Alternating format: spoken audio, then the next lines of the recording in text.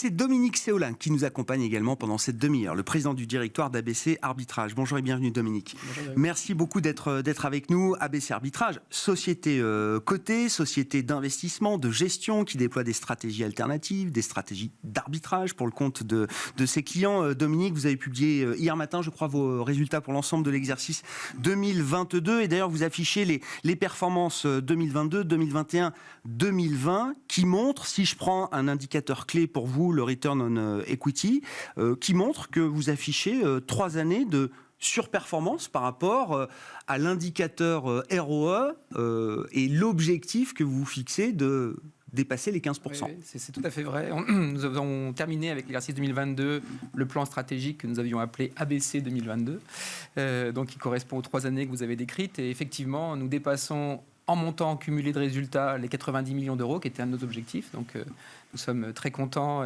Et aussi, également, vous l'avez dit, l'objectif de ROE minimum au sens de la surperformance des 15%, que nous avons avec une moyenne qui se situe autour de 20%. Donc, effectivement, une excellente performance de l'ensemble de nos équipes et dans des marchés complexes. Statistiquement, jamais on avait vu la Covid qui a amené les confinements qu'on connaît, jamais on avait vu une guerre en Ukraine depuis très longtemps, en tout cas des marchés financiers. Donc ces années n'ont pas été faciles d'un point de vue production. Pour autant, je dois reconnaître que les paramètres favorables à ABC, dont la volatilité, ont été présents, très loin, très au-dessus de ce qu'on a pu connaître dans les années banques centrales type 2017, 2018, 2019. Je rappelle néanmoins aussi que la moyenne de volatilité est autour de 20% historique. Donc on a été au-dessus très régulièrement, mais pas non plus dans des proportions monstrueuses, à part localement, comme mars 2020 ou mars 2022. Oui, bien sûr. Ouais. Voilà. L'environnement de marché est plus favorable pour les stratégies d'ABC depuis déjà quelques années, on peut dire, Dominique. Clairement, vous avez raison. En fait, ce qui se passe, c'est que ABC Arbitrage, son métier, pour faire très simple, c'est d'apporter de la liquidité. La liquidité est demandée, alors Arnaud l'a dit tout à l'heure, encore plus aujourd'hui. C'est le maître mot, c'est le mot-clé partout aujourd'hui. Plus il y a de l'agitation, et en particulier de l'agitation de peur, puisque l'agitation euphorique est moins vraie depuis les banques centrales, mais plus il y a de l'agitation de peur, plus cette liquidité est demandée, et plus ABC a des facilités pour exercer son métier. Donc c'est vrai que les vents ont été plutôt favorables, vous avez raison, depuis quelques années. Sur quel type de marché aujourd'hui il y a des besoins de liquidité particuliers, Dominique? C'est vrai qu'on regarde beaucoup la volatilité des marchés actions, la liquidité qu'on peut avoir sur les marchés d'actifs risqués, mais ce qui est très nouveau peut-être par rapport au cycle ou aux générations précédentes, c'est la volatilité qu'on observe sur les marchés obligataires, des marchés qui pèsent des trillions de dollars, qui sont d'une profondeur infinie et dont on nous dit parfois qu'il manque de liquidité. Oui, alors c'est vrai que tous les actifs sont demandeurs de liquidité, mais pour segmenter, comme vous venez de le faire, la partie equity, on n'est pas encore au niveau de la demande ou de l'agitation ou de la panique qu'on a pu connaître à l'époque qu'on a évoqué juste à l'instant, de Lehman de 2008, 2007, 2008, 2009 et qui s'est prolongé un petit peu sur 2010.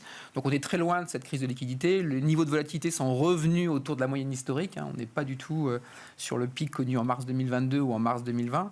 Et les banques centrales sont encore très fortement à la manœuvre. Le bilan de la Fed remonte, elle a ouvert les guichets, tout le monde s'est un peu précipité sur ces guichets. Et donc, effectivement, on est là relativement contenu dans cette demande de liquidité. Sur la partie obligataire, sur laquelle ABC Arbitrage est un très petit acteur, ou même quasiment absent, on va dire, pour faire simple, on sent cette demande de liquidité. On pourrait même regretter de ne pas avoir des produits qui sont effectivement sur ces obligations. Et du coup, ça amène une réflexion stratégique on l'a déjà, donc j'allais dire, c'est en cours, on sait que ça existe. On y a été pendant un moment, on circulait au moment de l'intervention des banques centrales qui étaient trop présentes et trop dans la remontée de taux qui était trop pentue pour nous. Et donc, c'était pas notre expertise première, donc on s'est un peu reculé. Mais vous avez raison, l'objectif d'ABC Arbitrage est clairement de développer des stratégies d'arbitrage, donc d'apport de liquidité sur l'ensemble des actifs. Aujourd'hui, nous sommes sur les equities, sur les commodities, sur des digital assets, comme on dit, mais sur les taux, on est encore trop petit pour être un véritable expert. Bon, le paramètre volatilité est plus favorable. Dans les stratégies d'arbitrage, il y a également toutes les stratégies qui sont dédiées au M&A, aux fusions-acquisitions. Qu'est-ce qu'on peut dire du poids d'ailleurs que peut représenter le M&A dans l'activité et la performance, la rentabilité des stratégies d'ABC Arbitrage? Et est-ce que c'est là, pour le coup, un moteur qui est un peu éteint aujourd'hui?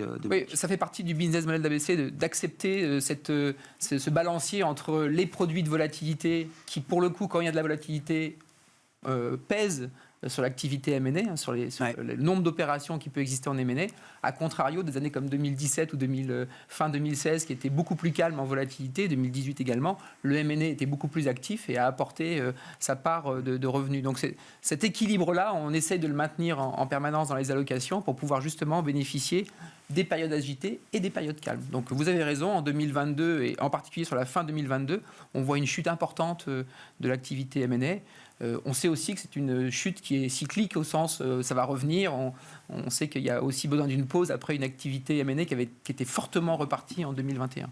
Comment vous regardez la situation des banques centrales à ce stade, la normalisation des politiques monétaires jusqu'à des niveaux restrictifs même pour certaines d'entre elles? Je sais que vous avez beaucoup de recul par rapport à ces sujets. Est-ce qu'on est à un moment clé où on peut imaginer qu'on sorte de ce qu'on a vécu, c'est-à-dire les 10-15 ans de QI infini, pour dire les choses, Dominique? Oui, je pense que là, on est rentré dans la phase de ce que j'appelle les injonctions contradictoires, c'est-à-dire les banques centrales doivent lutter contre l'inflation qui s'est installée.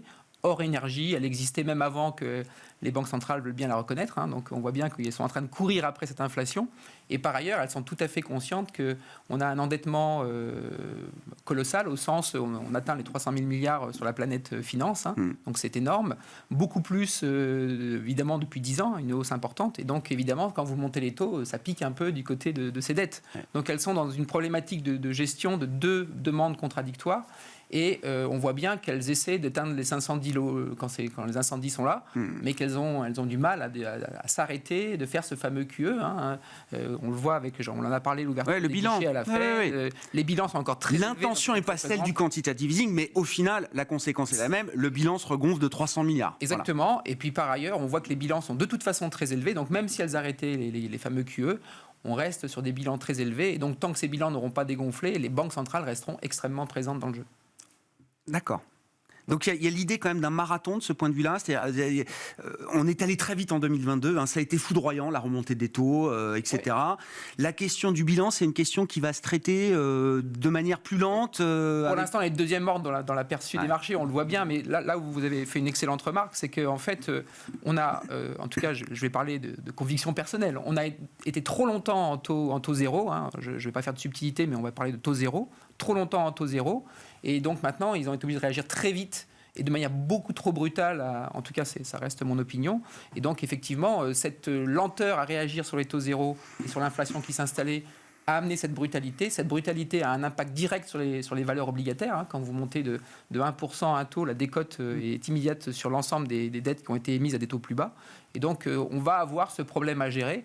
Et les banques les plus fragiles ou les plus agressives, type SVB ou Crédit Suisse, sont touchées.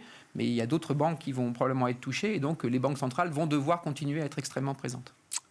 Horizon 2025, c'est Springboard 2025, c'est ça? Donc ça, c'est le nouveau plan stratégique pour les 3 années, 2023, 2024, 2025. Voilà. Qu'est-ce qu'il y a? C'est quoi la philosophie de ce plan pour vous, Dominique? Et j'ai envie de prendre l'angle de la collecte, peut-être. Alors, je ne sais pas si c'est un des objectifs Horizon 2025, mais il y a l'idée quand même de franchir à un moment le milliard d'euros d'actifs sous gestion. Et d'ailleurs, vous notez dans les résultats que vous êtes un peu déçu de la collecte et que la collecte des dernières années a peut-être pas été à la hauteur des objectifs et des ambitions. Tout à fait. Donc en fait, j'ai parlé des réussites en termes de ROE et de résultats. On peut parler des réussites en termes aussi de tout ce qui est ce qu'on appelle chez nous human capital. Donc tout ce oui, je voulais en parler. Non, mais on va reparler juste après. Oui, j'ai toujours une question sur les RH. C'est important quand il y a un échec, n'ayons pas peur des mots, il faut le reconnaître et s'appuyer sur l'expérience de cet échec pour construire quelque chose d'autre.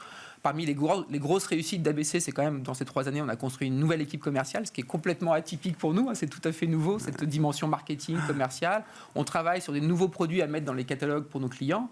Et donc, ce travail de ces 3 dernières années va nous permettre d'utiliser le tremplin, le springboard, pour le prochain business plan, donc jusqu'à 2025, et le suivant. Et effectivement, dans l'industrie de la gestion quantitative, qui est une petite partie de la gestion globale, c'est tout petit, c'est moins d'1%, effectivement, nous avons besoin, pour exister, de dépasser ce fameux milliard, qui est une barre un peu symbolique pour exister fortement. Mais ça veut dire qu'il y a une évolution du modèle commercial, marketing, de ce point de vue-là, Dominique. Dominique. C'est vrai, pour être tout à fait transparent, sur le business plan précédent qui est ABC 2022, le montant des revenus de clients externes est encore inférieur à 20%, sensiblement inférieur à 20%. D'accord. Donc la grosse partie du résultat d'ABC est encore créée grâce à ses fonds propres et à la gestion de stratégie sur ses fonds propres, il faut le reconnaître. Par contre, effectivement, d'un point de vue valorisation boursière, d'un point de vue aussi synergie, quand on fait de la recherche, quand vous montez 100 € sur une stratégie, monter 1000, c'est pas beaucoup plus cher. L'idée de développer et de faire profiter notre expertise à des clients extérieurs reste un point central en termes de développement du plan suivant, donc Springboard 2025 et probablement du BP aussi 2028 qui viendra ensuite. Est-ce que les difficultés de recrutement dont on a parlé régulièrement avec vous depuis des années, est-ce que ces difficultés-là, ça pèse un peu, Dominique? Je fais le lien avec tous les licenciements qui font la une venant de la tech. Je me dis, mais il y a des développeurs, il y a des ingénieurs sur le marché aujourd'hui. Non, alors... Peut-être avec des tarifs un peu plus intéressants qu'il y a quelques années. Non, étant mieux pour eux, j'allais dire. En fait, les licenciements aujourd'hui touchent assez peu la sphère, j'allais dire R&D.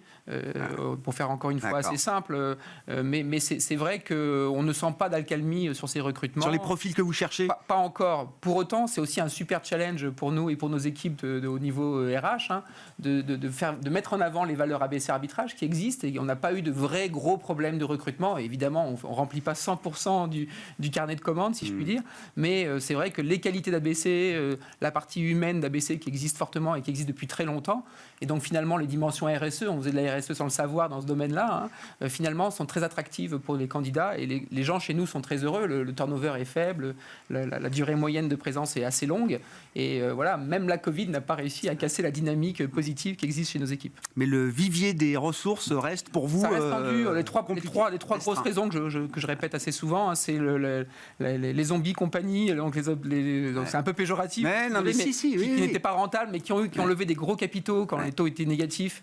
Et donc, qui peuvent tenir encore un peu. Ça pourrait changer. On commence à voir les prémices, mais nous, on ne le voit pas encore, ni encore une fois dans les prix, ni dans le nombre. Il y a la partie des sociétés technologiques qui sont extrêmement rentables, mais des sociétés industrielles qui développent du digital en général. Et donc, la demande du big data, par exemple, nous, là aussi, on a toujours fait un peu sans le savoir. On ne connaissait pas le nombre du big data il y a 20 ans déjà. Donc, il y a Vous êtes moins seul aujourd'hui, oui. Voilà, on n'est plus tout seul aujourd'hui. Donc, la demande est forte et on doit aller se battre. Et puis, ce qui était nouveau depuis quelques années, c'est le Brexit qui a eu pour conséquence, et je ne l'avais pas vraiment anticipé à ce point-là de mon côté, il faut être honnête, pour conséquence de rapatrier une partie des équipes de quantitatif, de gestion quantitative à Paris. Et donc finalement, avant, nous étions quasiment les seuls une concurrence nouvelle. À Paris, et donc, sur votre métier. Sur notre métier, pour m'en parler. Donc là, on ne parle pas que du digital, on parle de notre métier.